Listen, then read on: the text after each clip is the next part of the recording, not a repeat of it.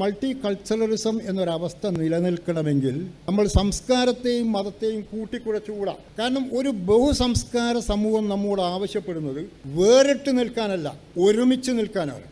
ഇന്ത്യയിൽ 130 കോടിയോ 140 കോടിയോ ജനങ്ങളുണ്ടെങ്കിൽ 140 കോടി ജനങ്ങൾ മതത്തിൻ്റെയോ അല്ലെങ്കിൽ ജാതിയുടെയോ ഭാഷയുടെയോ വംശത്തിൻ്റെയോ വർണ്ണത്തിൻ്റെയോ പ്രദേശത്തിൻ്റെയോ പേരിൽ വേറിട്ട് നിൽക്കുക എന്ന സന്ദേശമല്ല മൾട്ടി കൾച്ചറലിസം നമുക്ക് നൽകുന്നത്. അത് നൽകുന്നത് നാം ഒരുമിച്ച് നിൽക്കണം. ഈ ഭിന്നതകളൊക്കെ നിലനിൽക്കെ തന്നെ നമുക്ക് ഒരുമിച്ച് നിൽക്കണമെങ്കിൽ നാം സംസ്കാരത്തെയും മതത്തെയും വേർതിരിച്ച് തന്നെ മനസ്സിലാക്കണം.